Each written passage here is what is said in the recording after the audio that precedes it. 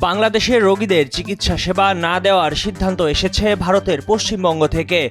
উত্তর কলকাতার মানিকতলা এলাকার জে.এন. রায় হাসপাতাল বলছে, বাংলাদেশ থেকে আসা রোগীদের তারা আর চিকিৎসা সেবা দেবে না। বাংলাদেশে ভারতীয় পতাকার অবমাননা এবং সংখ্যালঘু হিন্দুদের ওপর অত্যাচার হচ্ছে, এমন অভিযোগে এই সিদ্ধান্ত নিয়েছে হাসপাতাল কর্তৃপক্ষ।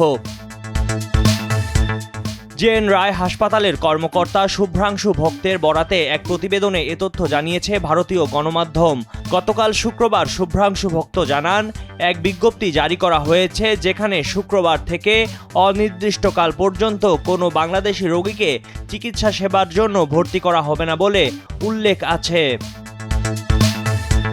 তিনি বাংলাদেশের সংখ্যালঘুদের ওপর কথিত অত্যাচারের প্রতিবাদের চিহ্ন হিসেবে শহরের অন্যান্য হাসপাতালগুলোকেও বাংলাদেশি রোগীদের চিকিৎসা না দেওয়ার আহ্বান জানান। বাংলাদেশের নাম উল্লেখ করে তিনি বলেন, বাংলাদেশে ভারতের পতাকার অবমাননা হচ্ছে দেখে বাংলাদেশিদের চিকিৎসা সেবা দেওয়া বন্ধ করার সিদ্ধান্ত নিয়েছেন তারা। অন্যান্য হাসপাতালগুলোকেও এ পদক্ষেপ নেওয়ার আহ্বান জানান তিনি।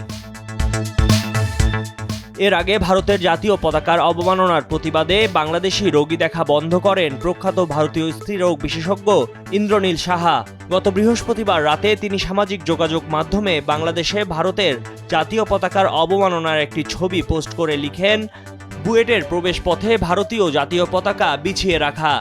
চেম্বারে বাংলাদেশের রোগী দেখা আপাতত বন্ধ রাখছি, আগে দেশ পরে রোজগার।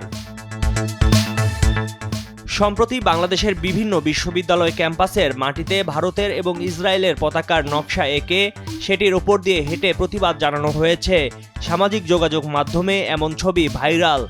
অন্যদিকে বাংলাদেশ সম্মিলিত সনাতনী জাগরণ জোটের মুখপাত্র চিন্ময় কৃষ্ণ দাস ব্রহ্মচারী গ্রেপ্তার ইস্যুতে একই রকম কাণ্ড ঘটেছে কলকাতায়। কলকাতায় বাংলাদেশের ডেপুটি হাইকমিশনের সামনে সহিংস বিক্ষোভে বাংলাদেশের অন্তর্বর্তী সরকারের প্রধান উপদেষ্টা ডক্টর মোহাম্মদ ইউনূসের কুশপুত্তলিকা জ্বালানো হয়, পোড়ানো হয় বাংলাদেশের পতাকা। এ ঘটনায় তীব্র নিন্দা জানিয়েছে ঢাকা। ময়ূখ ইসলাম, কালের কণ্ঠ।